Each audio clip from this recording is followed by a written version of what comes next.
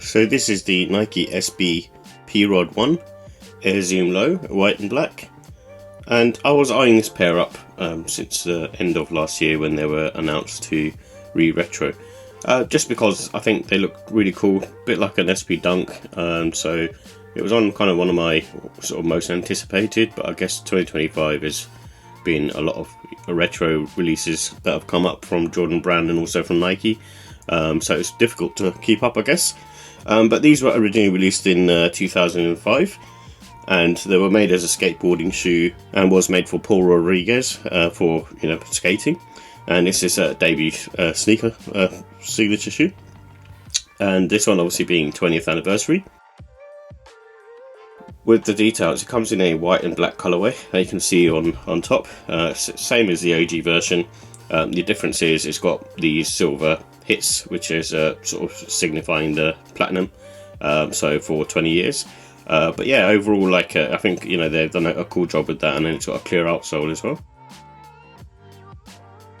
And as far as I know, this has an EVA midsole and basically an air zoom unit in the heel, and also has a carbon plate apparently. So this should be this one here in the middle. Obviously, that's to kind of keep and stop the trainer from having any sort of flex in the middle.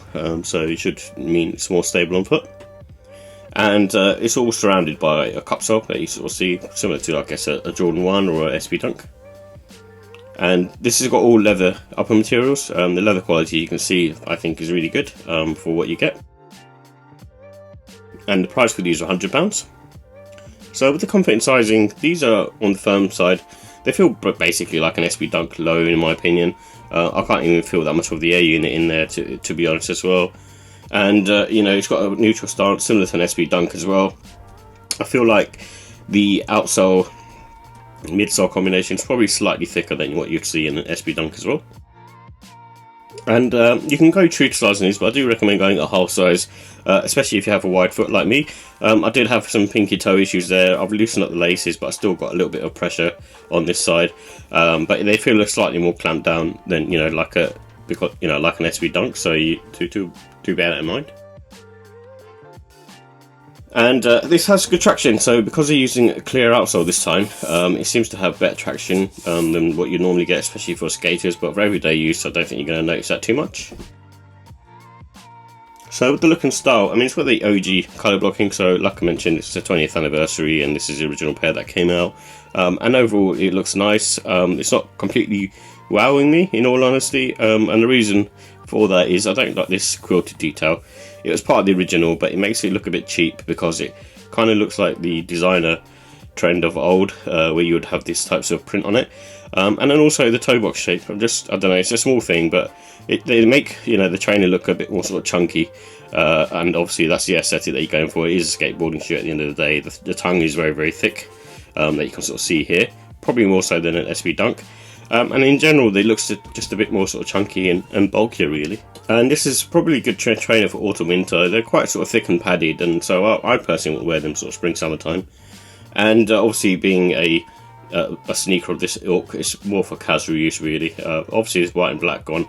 You could probably go towards slightly more smarter, wearing it with chinos, that kind of stuff. But you can't dress these up too much.